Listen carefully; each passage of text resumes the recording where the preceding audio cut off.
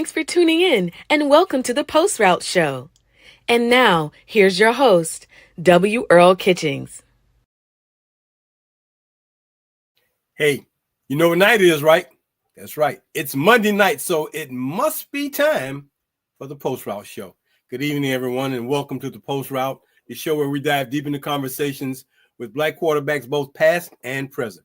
I'm your host, W. Earl Kitchings.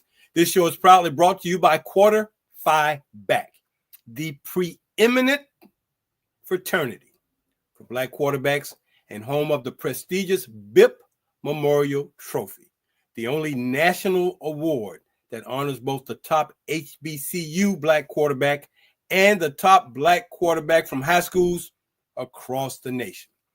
We are always excited and thrilled to have you join us here on the Post Route. So if you enjoy the show, our content, our newsletter, whatever we're doing, our Instagram, show some love and support us. Here's all you got to do. Hit the like button, subscribe to the channel, tap the notification bell so you never miss an episode. Follow us on Instagram at quarter_phi_back. Join us every Monday night right here, 7 p.m. Eastern Standard Time for more awesome conversations with our guests like the one we have tonight. We're going to dip into the NAIA pool tonight. Bring your quarterback from that association, the National Association for Intercollegiate Athletics, the NAIA. That young man that we're bringing to you tonight plays football down in South Florida. So we're going to dip into that tonight and bring you his interview tonight. But before we get started, it is November, so we have a new posthumous award we would like to bring to you tonight. And our posthumous honors tonight will go out to Sandy Stevens, who played at the University of Minnesota, won Minnesota's last national championship, Big Ten championship. He played there 59 through 61. And Wilbur Hollis, University of Iowa, Black quarterback. The two of them met. They had a couple of battles. They were both at those schools at the same time, a time when freshmen could not play. Both those men have gone on to that great gridiron above, but we want to make sure we honor them by recognizing them posthumously as members of Quarter Phi Back, the fraternity, the preeminent fraternity for Black quarterbacks. So that's who we have for that. Now, let me get into our honors and watch list. Going to start with the honors first, our quarterback of the week. Quarterback of the week from Kentucky State University, Mr. Denim Johnson, a junior. This past week, look at those numbers, 16 for 21, no INTs. I mean, that's almost perfect. He only missed 5 passes. Hit 16 of those passes, 392 yards, 5 touchdowns as he led the Thoroughbreds of Kentucky State to a 43-28 win over the Panthers of Clark Atlanta. That win keeps Kentucky State in the hunt for a position to possibly go to the SIAC championship game. This was the 6th straight win for Kentucky State. And let me tell you, this is a major turnaround for this team and the coach, because last year they were probably at the bottom or second to the bottom in the SIAC. But man, they have flipped the script, and now they are hunters looking for a chance to play in the big championship game. Denim Johnson, our quarterback of the week in week 10 of our HBCU quarterbacks. Now, let me give you the rundown on our top 15 HBCU quarterbacks of the week. Starting out with number 15, he would be from Bethune-Cookman University, Cameron Ransom, a senior, through 9 games, 1,455 yards. At 14, William Atkins. This guy just came on the scene, at least for us. The only representative from the MEAC, a graduate student at South Carolina State. He is now at 1,498 yards and 10 touchdowns. At number 13, R.J. Johnson III, junior at Florida A&M University, 1,552 yards, 9 touchdowns, no interceptions. At number 12, Jalen Tolbert from Alcorn State, another SWAC guy, 1,608 yards, 11 touchdowns. He's a junior. At number 11, Christian Peters, a graduate student from Arkansas Pine Bluff, again, the SWAC, 1,641 yards, 10 touchdowns. At number 10, Bryce Kuntz, our quarterback of the week, 2 weeks ago, from Bluefield State out of the CIAA. He's at 1,798 yards and 19 touchdowns. At number 9, Brinley Vandiver, a redshirt junior at Miles College, 1,832 yards, 10 touchdowns. At number 8, Caleb Jackson, the junior from West Virginia State out of the Mountain East Conference, 1,936 yards, 15 touchdowns. At number 7, a guy who had a very tough week this past weekend is Noah Bowden, Edward Waters out of the SIAC, 2,008 yards, but man, did he had a tough going for homecoming through 5 picks, but he's at 13 touchdowns on the year.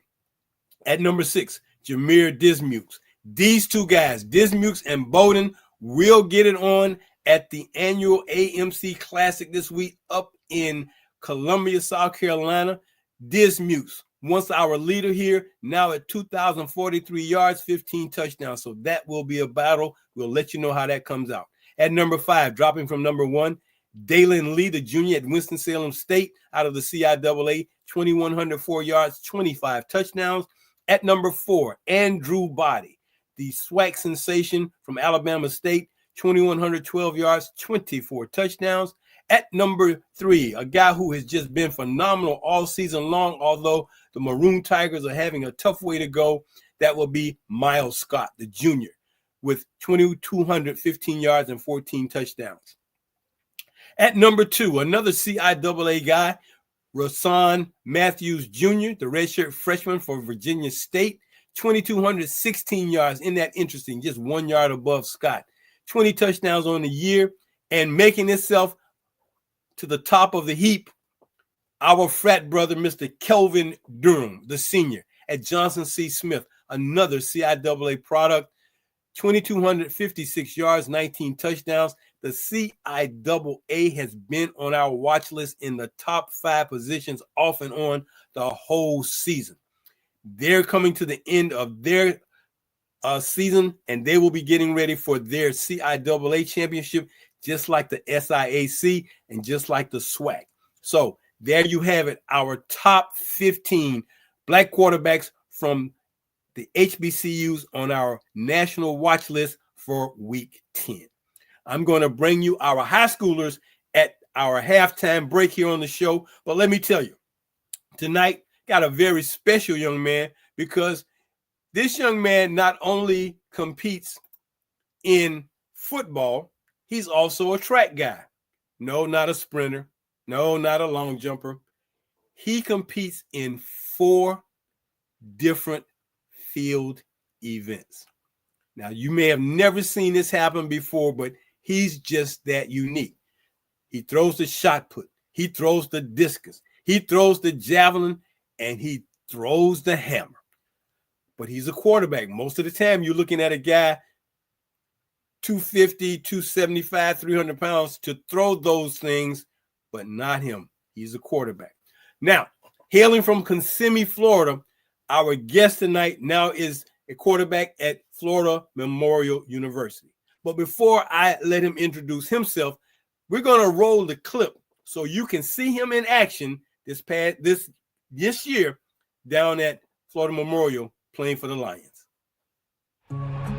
David Budd.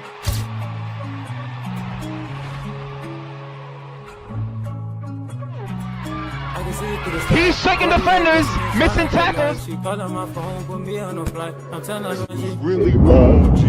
I can see it through the sky. Connie and Racing and telling her she calling my phone, put me on a flight. I'm telling her no and she acting it tight. I'm rolling like savings, controlling the tide. I'm righting my wrongs and I'm paying the price. Never can see how I'm leaving this life. Never can see how I'm doing it wrong. But on the flip side when I talk on the phone, cover your face, let me see what's inside. Pass on the pain and get peace in my mind. He's got a man going down the field.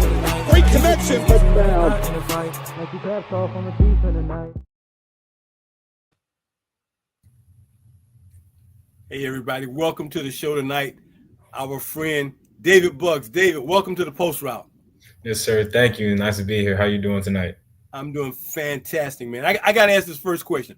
What's that nickname down there at Florida Memorial? Because I'm rolling a few through my head. What's the nickname they got on you down there?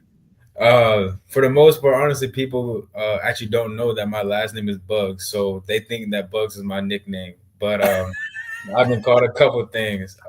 Gunslinger.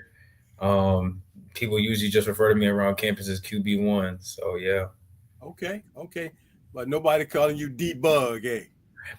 Okay. There's another one. People call me DB. That's actually my rapper name. The song you heard on that highlight reel was actually my song. Oh, really?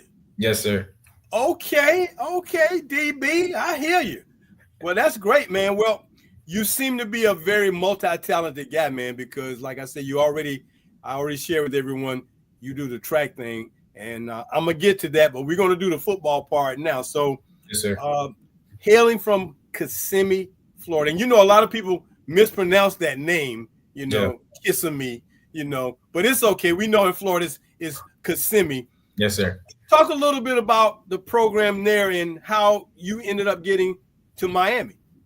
So I actually started off my football career, my high school career at City of Life Christian Academy. That was the first school I went to.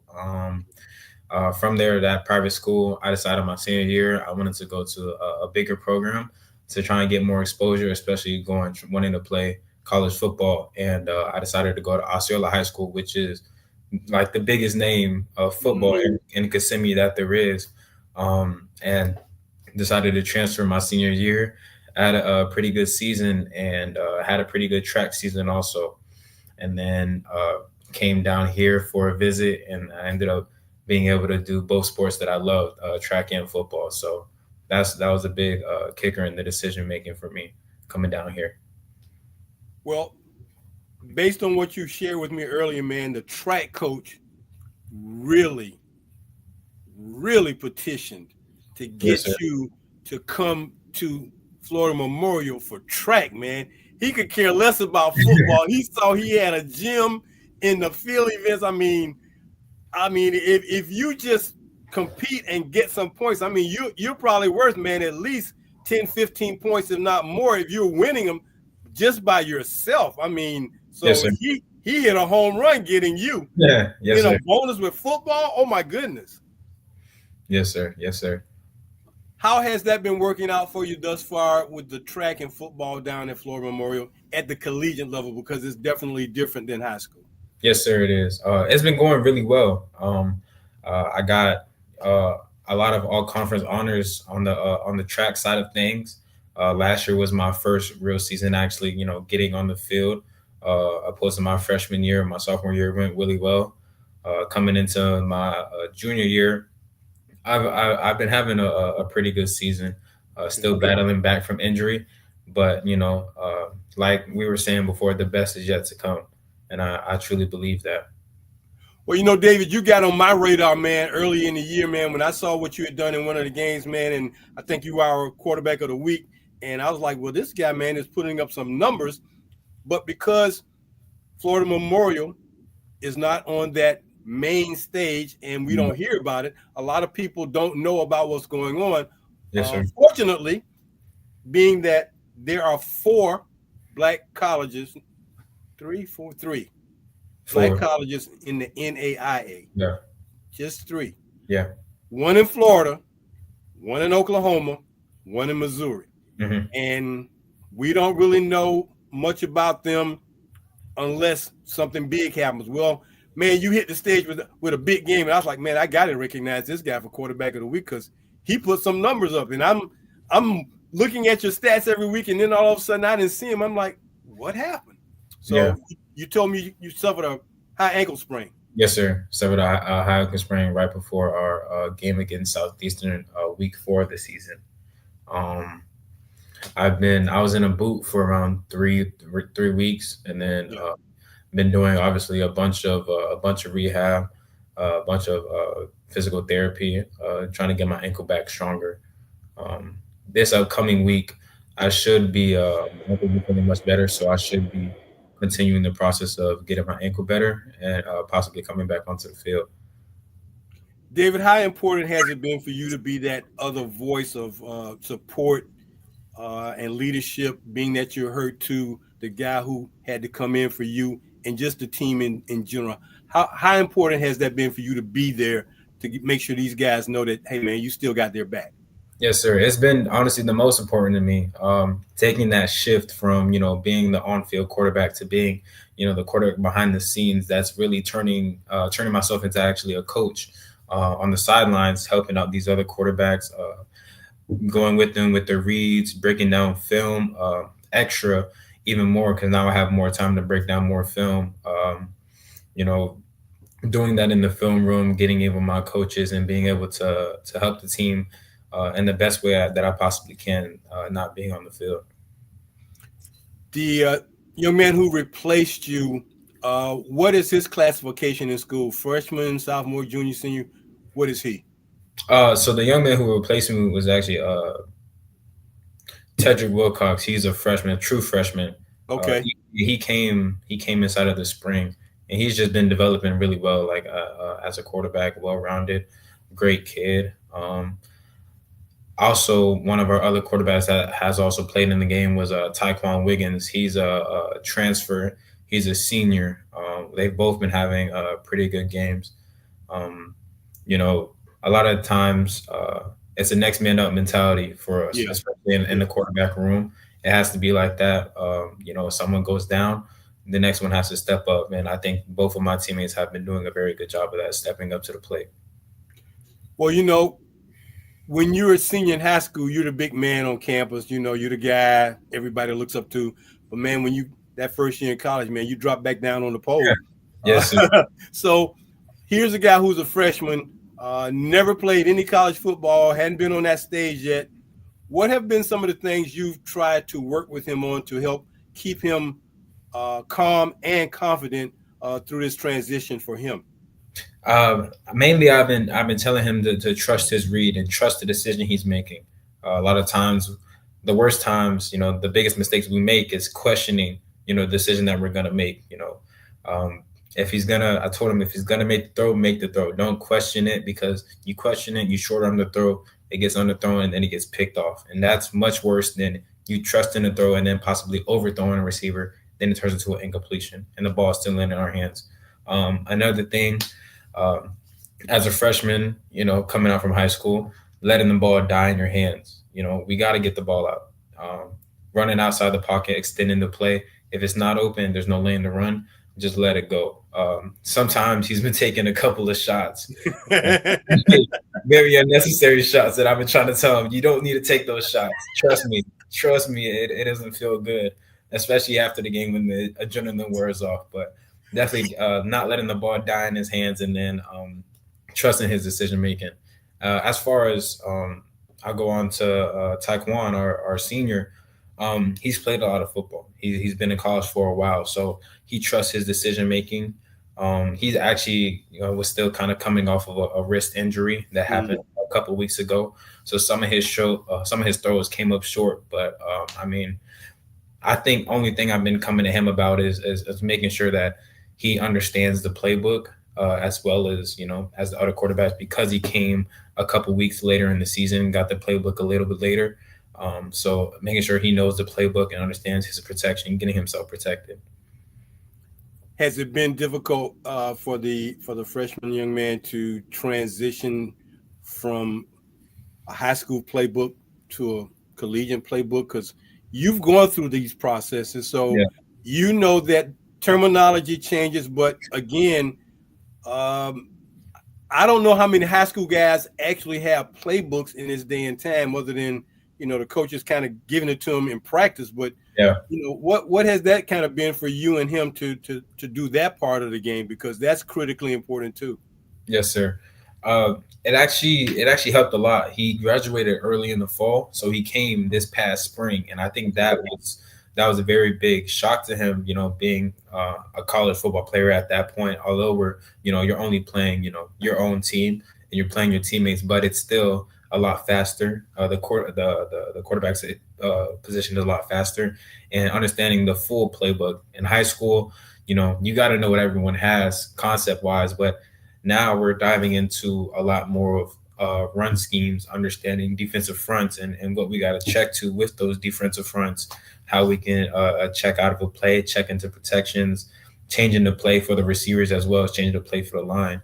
And over the summer, that's when I got to spend the most time with him, knowing that he was going to be, the one that's going to be coming behind me, having him understand, these are our 3-2 checks, our 4-1 checks. These are our when we get a one high look, these are our checks for this. And he's responded really well, and he's been taking on a lot that's on our plate, and he's actually really been doing pretty well.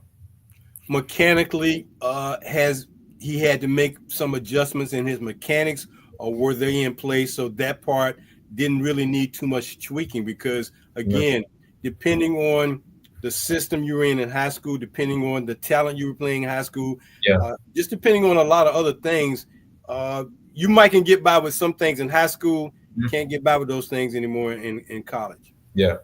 The biggest thing with him, mechanically throwing the football, he has a great arm, very good arm talent. But one thing he got away with in high school is not taking a 3-step drop or not dropping back when we're supposed to be dropping back, and it's not a quick game throw. I told him that when he first came into spring. I told him, look, the D line is I promise you, they're gonna be right there. Our offensive line, they're getting into their pass set, they're doing their kicks, so they're not gonna be at the line of scrimmage. You're gonna have to take a 3-step drop, which is something that he's been doing a little bit better on. Sometimes, he'll revert back to like older ways of just like shuffling back a little bit, but I've been trying to get him to understand the D line is different now. They got real grown men playing the D line, and they're going to get a little bit of pushback, no matter how good your O line is, So getting that actual drop back and understanding having to get depth inside the pocket was a big thing for him. Your first passing touchdown as a college quarterback, man, what was that like for you? And how have you been able to kind of keep that temperament? It's like, well, I've been here before. I don't have to get that elated. But what was that like when you threw that very first one in college, man? Man, it was honestly funny. It was honestly a relief.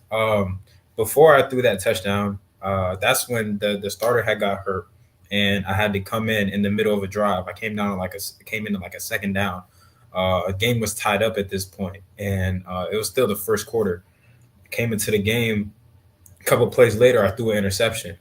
And I was like, all right, well, I got that out of the way. Cool. Now I need to go. Now I need to go get it back, get a touchdown. Right. We're having another good drive. In the same quarter, I threw another interception. Now in my head, I'm like 2 interceptions, 1 quarter. Like I don't know what's going on. This has never happened to me before. Not like this, especially not my first college game.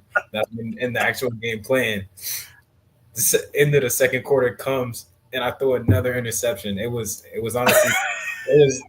It was bad. It was pretty bad. But at halftime, my coach Mike Jones, he was in my ear telling me, it's good. Like, you're good. You have a whole nother half of football to play. I still believe in you. We still trust you. We're still rallying behind you. We believe we can win this game. And then the second half comes. Praise God, I didn't throw any more interceptions. And I was having a good drive down the field, had a couple explosives, and then I ended a drive with a RPO. Had to change my arm angle up, side arm it to my receiver that was coming into the flats, and he scored. And honestly, I was more so relieved than anything that I didn't throw another interception in that time. Yeah, and all those picks in the first half. But yeah, I've always been kind of a more so like a level-headed person and a level-headed guy, even throughout high school. I threw my first high school touchdown when I was in 8th grade. I was starting on varsity when I was in 8th grade. So Mm. you know, throwing touchdowns has been something that like I've gotten used to. And obviously, you're in the game, you have the adrenaline going, you're excited, but I always tend to stay more trying to be the calm throughout the storm. In that first game where you threw the 3 interceptions in that quarter before halftime, how difficult? What were you saying to yourself? The coach was saying, hey, we trust you, we believe in you, but what is David saying to himself? Because man, 3 interceptions in Yeah. that short amount of time, man, your confidence is really rattled. Coach is telling me I'm good, we got confidence, but are you saying that same thing to yourself? And when quarterbacks do that, what are some of the things that they might be saying to themselves in order to bounce back? Because I know you got to be resilient. Um, Short-term memory was the biggest thing that I was trying to, get myself to understand. You know, it happened. I can't do anything about it now. I got to move on to the next play. It happened again. I can't do anything about it now. Again, I got to move on to the next play. Um, but with moving on to the next play, I have to understand I can't do it again. I can't make that kind of mistake again. A big thing in our quarterback room that Coach Mike has taught us is being quick to fix the mistake. So, say in practice you make a mistake on Monday, don't make the same mistake on Tuesday, because then and now you're not taking any type of coaching point. You're not learning from that mistake. So I had to take that first half and take accountability. Actually, I told my teammates, I got y'all. I know it didn't look so good, but I got y'all coming in the second half. It's not going to happen again. And then saying that, actually having to live up to that, I think that's the hard part. But because, I did learn from my mistakes of throwing those interceptions in the first half, I was able to get away from putting the ball in harm's way. So now, David, were those passes where you were trying to squeeze it in? You didn't make the right read. You didn't see the safety, or you didn't see the linebacker. I mean, because in watching football recently, man, and watching quarterbacks make mistakes, where it's like you didn't see that safety sitting right there on top of this guy, or you didn't see that linebacker. So, again, what can you do in the course of thinking about all this? Like you said, short-term memory, yes, but at the same time, it's like, man, am I really seeing some things, or is somebody? Am I missing something? Yeah. So the first one I threw, some would say it wasn't my fault, but at the quarterback position, you throw an interception, it's on your stat sheet, so it's always your fault. Yeah. We have a rule on our concepts that if a corner is sitting over top of you, we're not gonna run a dead grass. We're not gonna run ourselves covered. We're gonna drop out. We're gonna come back down the stem of the route. I was anticipating the throw, anticipating my receiver to come back down the stem. He ended up not doing that, and then the corner had jumped it and had picked it off. The other one, it was just a bad throw. I had a receiver open. I kind of short armed it. I thought I had him really wide open. I tried to just do a little flick of the wrist, ended up short arming it, and then that one had got intercepted. And the last one was it was almost like a Hail Mary attempt at the end of the second half with 0 seconds left on the clock. I tried to give my receiver a shot, and then the defense ended up making a good play on it. Well, I know those things, man, really can stay in your head if you let them. But then again, if you're the kind of guy that's like, okay, I'm going to shake it off and I'm going to come back, it's not a big deal. So I think that's one of the things about being a quarterback, that you definitely can't belabor mistakes. You got to, let it go and make amends for that and come back, because the confidence of your team is depending on you. When your confidence is gone, their confidence is gone. And yes, sir. That's one of the things that happens. I'm going to take this quick break, man, and we're going to come back and talk a little bit more football. Then we're going to talk about this extraordinary track guy that we're talking to tonight, because, man, when you talk about some of the events that you participate in, I think everybody's going to be very surprised to know just how good you are at those events. So stay with me, man. We're going to take this break and come right back. Yes, sir. our guest tonight, the phenomenal. I got to call him phenomenal because anybody who can play football and do 4 field events in track, man, that's unheard of. But anyway, David Buggs is my guest tonight, quarterback at Florida Memorial University down in Miami, Florida, the Lions out of the NAIA Athletic Association. So we got him on board tonight. So we're going to get back to him after we take this quick time out. The first thing I want to do in this time out is say this. It is Christmas is upon us. Let me tell you what would be a great gift for anybody in your family or anybody who loves football. Get a copy of my book, The Forgotten QBs, the little-known history, information, and statistics about Black quarterbacks in American college football. It's filled with a lot of information, statistics, bios, other pertinent information. I guarantee you, you get a copy of this book, you won't be disappointed. Or if you get it to give to someone, they won't be disappointed. Book is only $35. It is a self-publication, so all you got to do is hit me up on our website at our email address at quarterfiveback@yahoo.com. We take Zelle and Cash App. Zelle is 904-994-2189. Cash App is $Q5PHI back 44.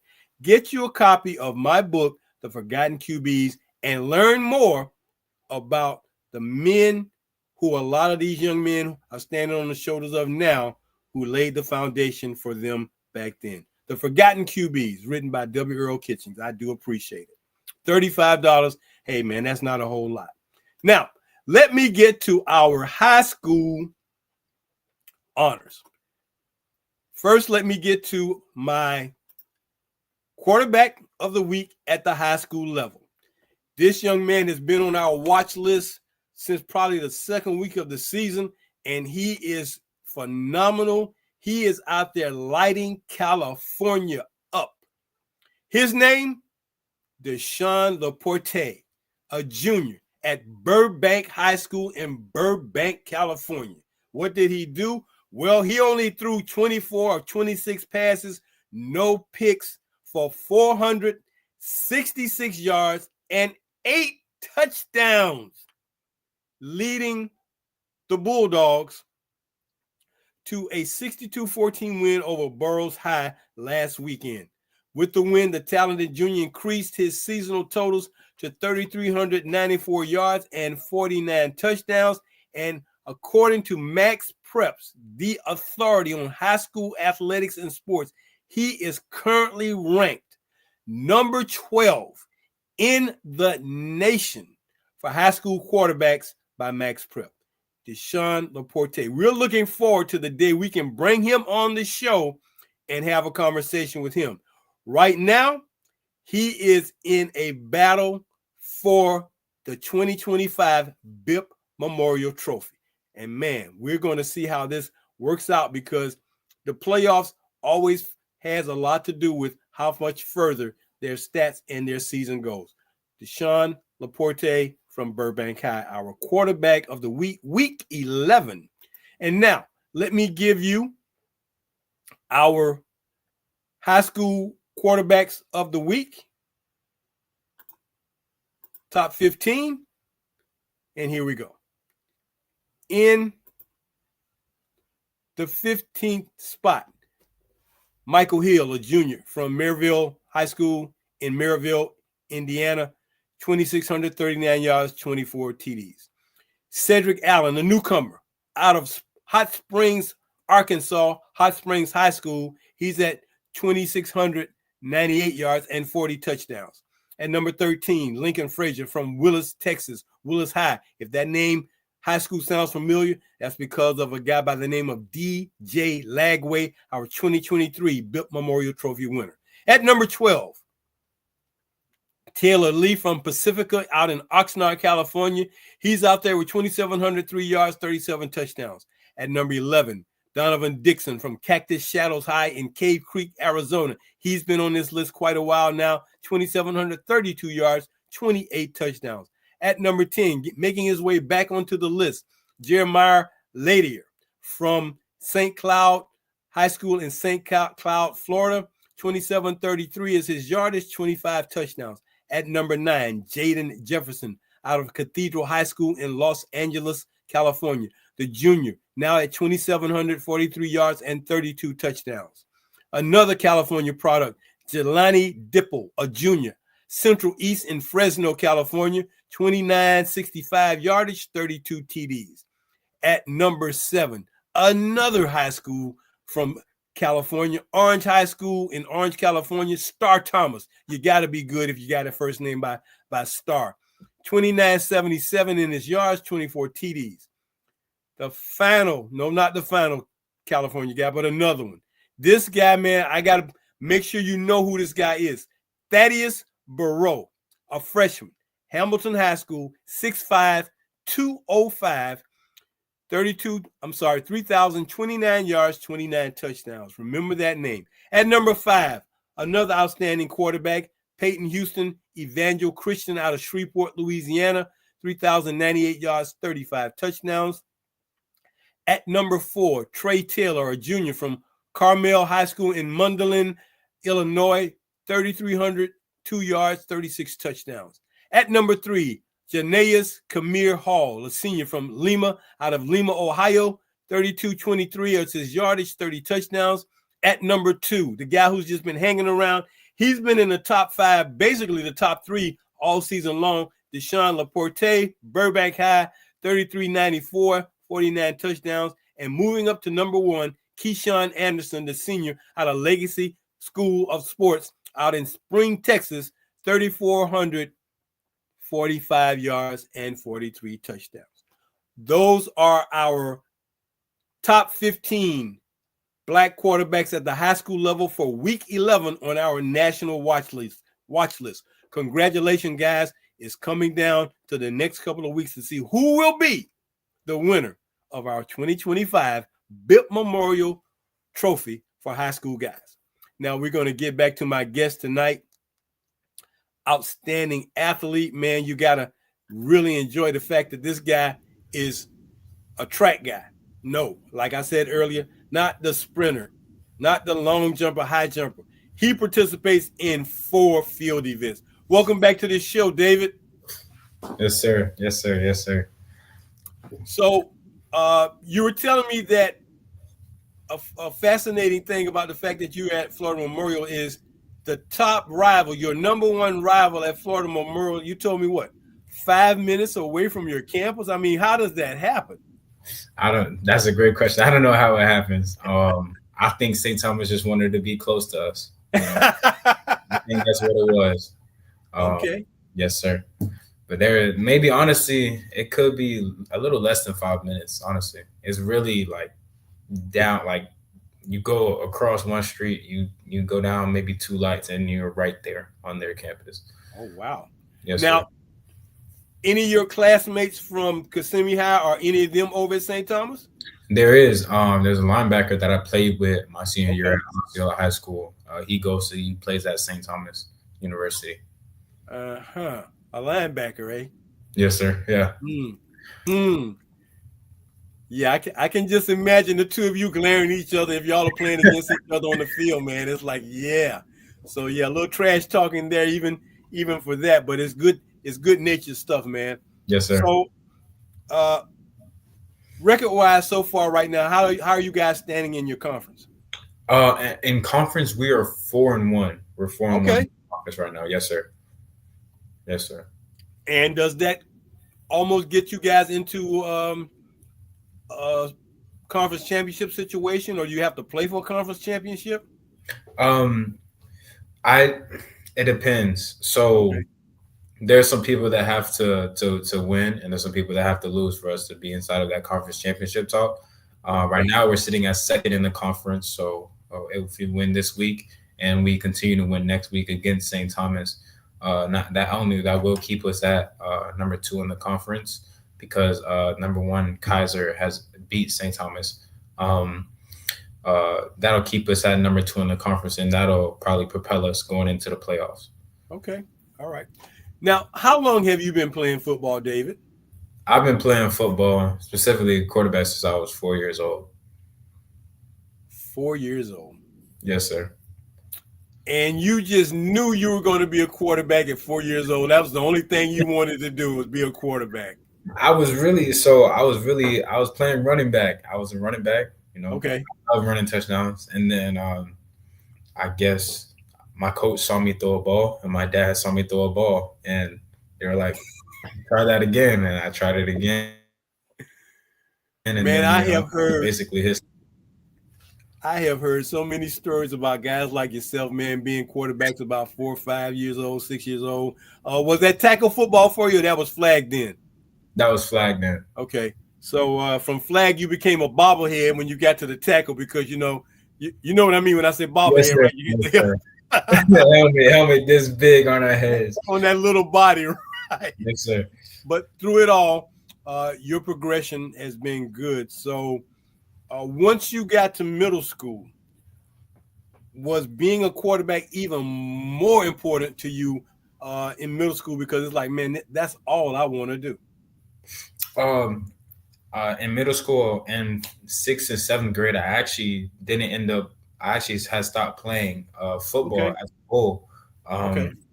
The Kissimmee Cowboys, that program had like basically disintegrated over the years. So I didn't have a team to actually play for.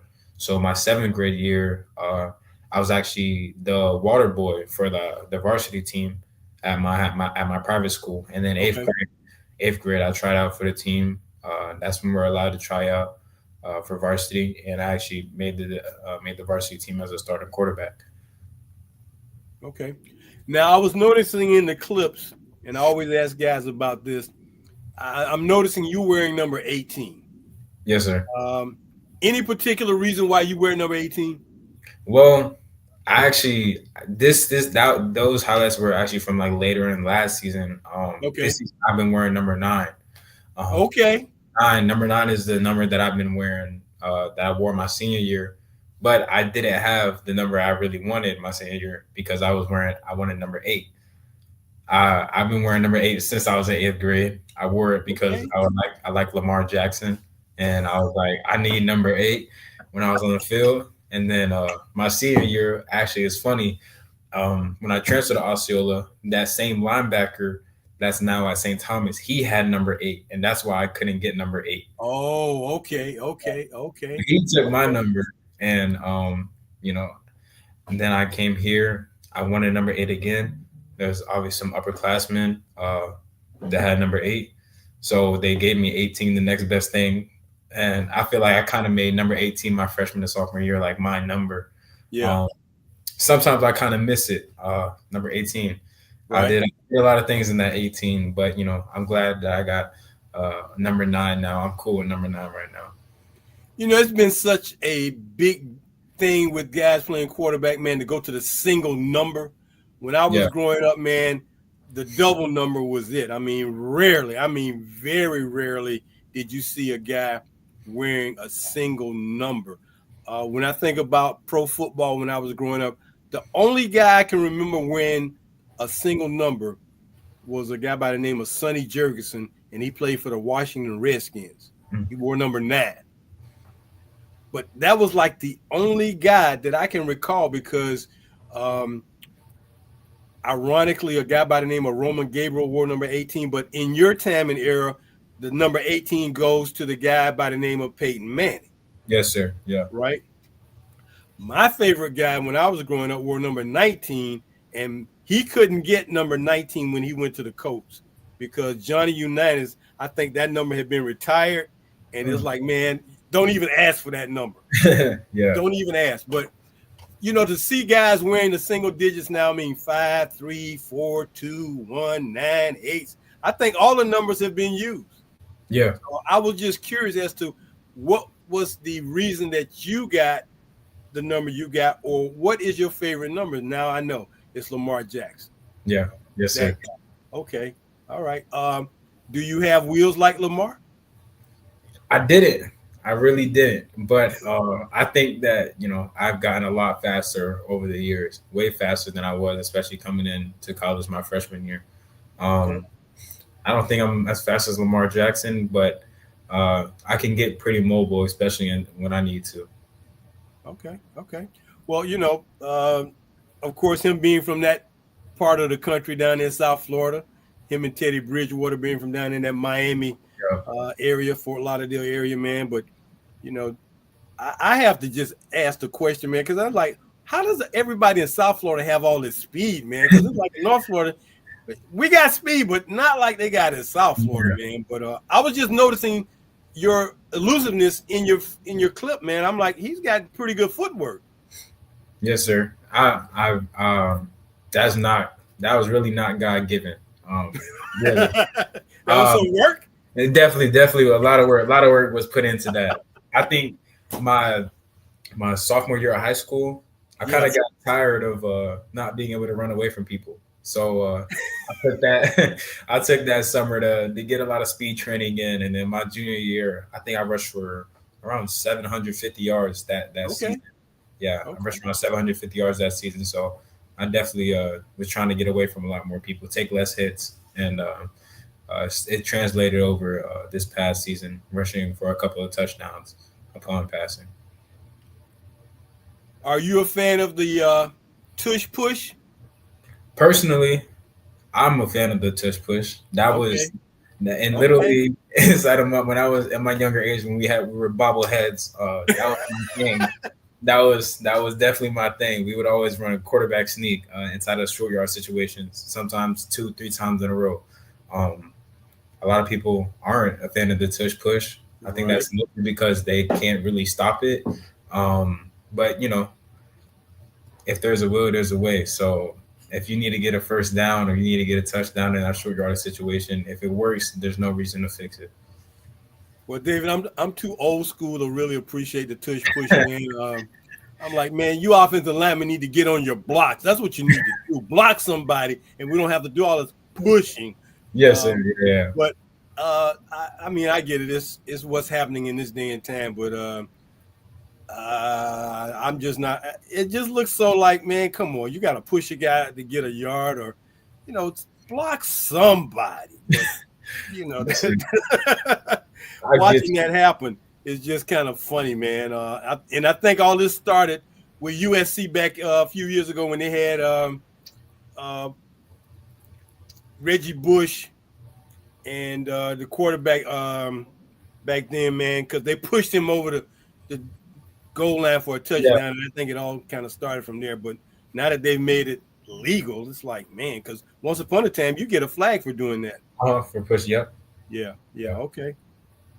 So now that you have been acclimated to college football, which one has been more fun for you? High school football when you were starting and you were the king of the castle and king of the field, or has college football been a little bit more to your liking?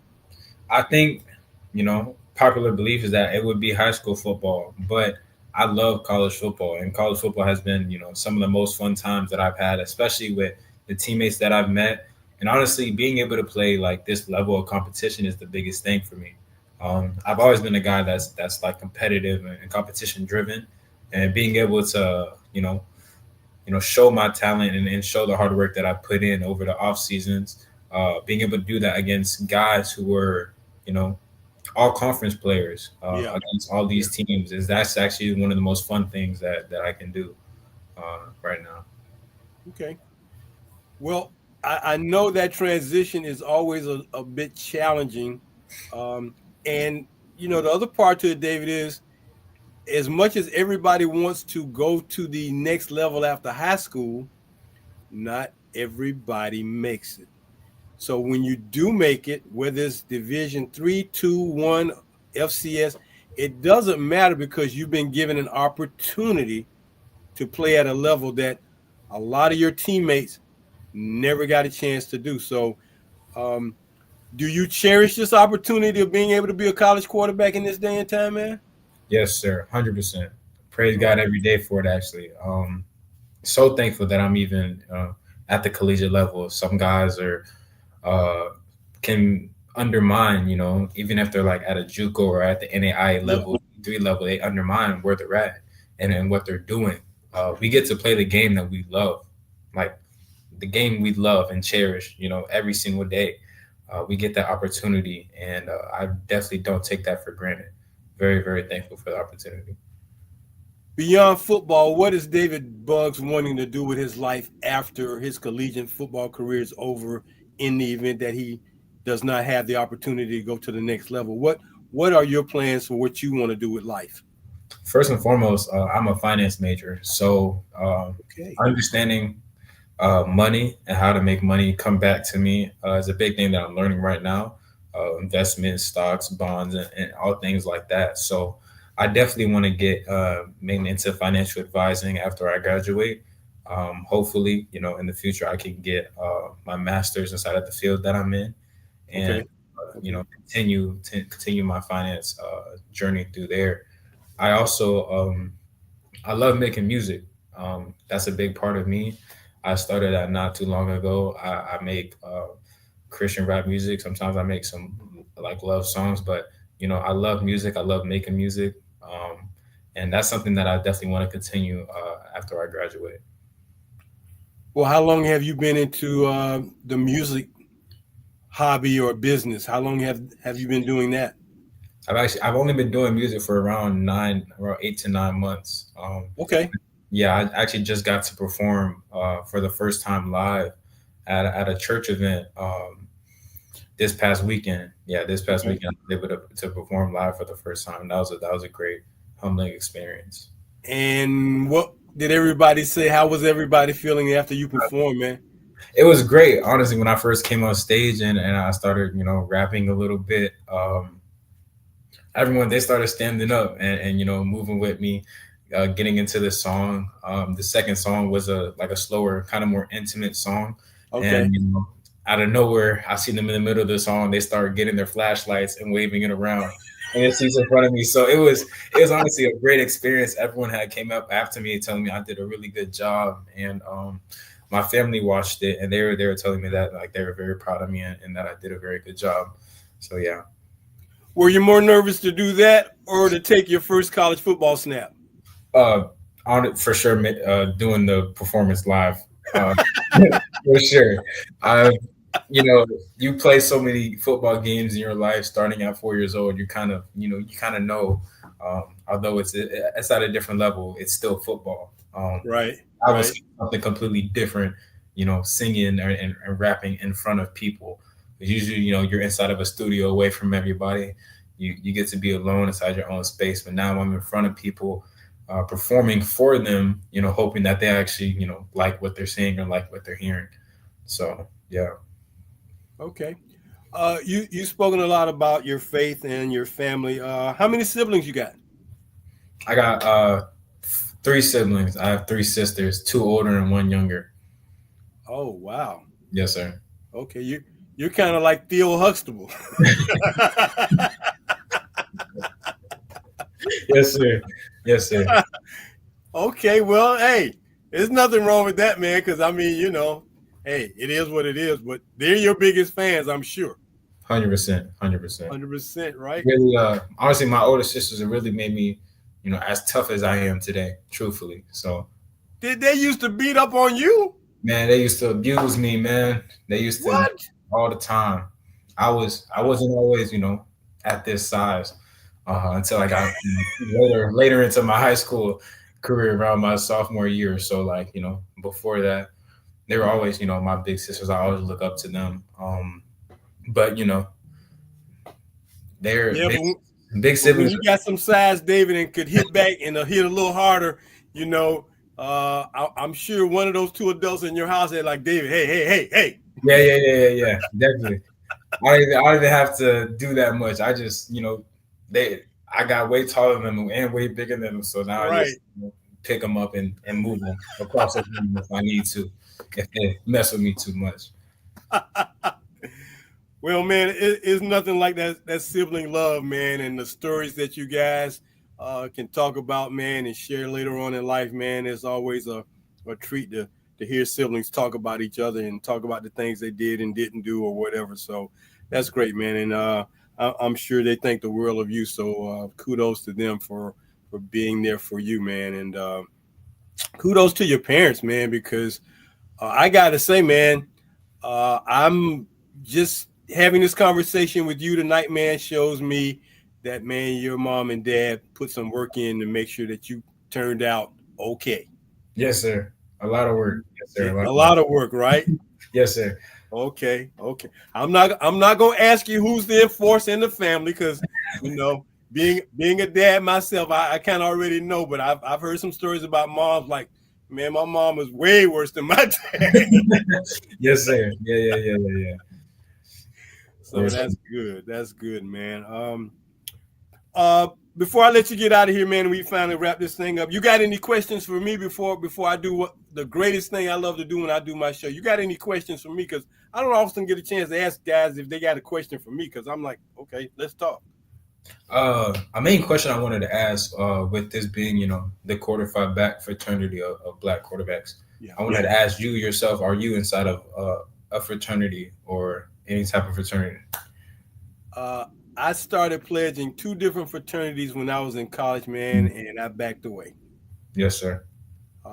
So I'm not disappointed that I didn't do it, and I appreciate the fact that I don't need to necessarily be in a fraternity to be your brother.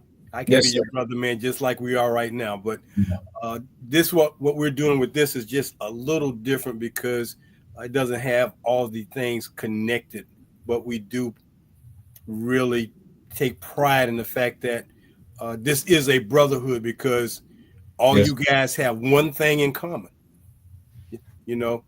One thing in common. Yeah, you're all quarterbacks. Yeah, we know that part, but you're all Black quarterbacks, man.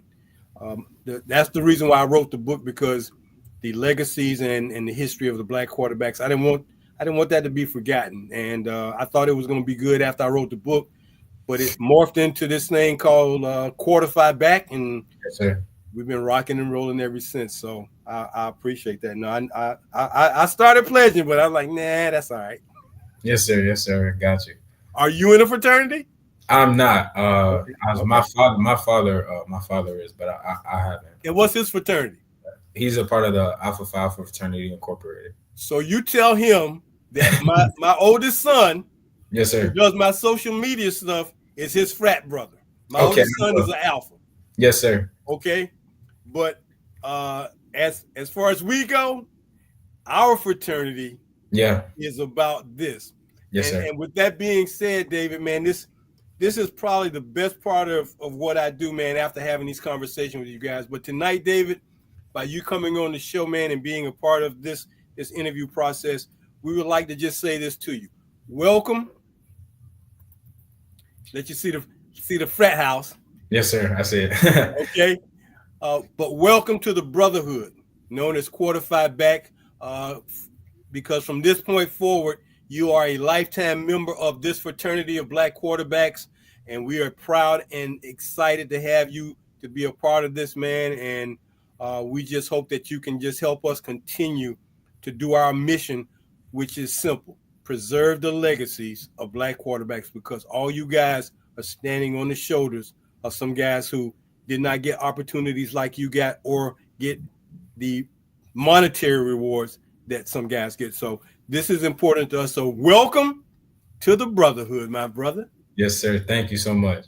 Yes, indeed. Yes, indeed. So that's one of my favorite pictures that my son created, man, to see the brothers standing in front of the frat house. It's like, okay.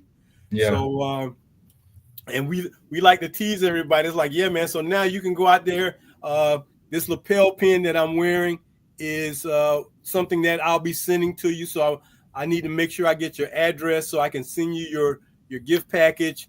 You'll be getting your lifetime membership letter, your lifetime membership certificate to make you bona fide. So with that saying, man, thank you very much, David. And may you stay healthy, man. And we'll be in touch very soon.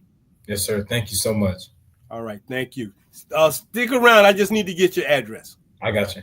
All right. Well, another brother in the house. That's going to about do it for me tonight here on the Post Route. I'd like to thank my crew for always being there to support what we're doing here. And until next Monday night, as we always say, hey, go deep and go for the bomb. See you next Monday night, everybody. Bye.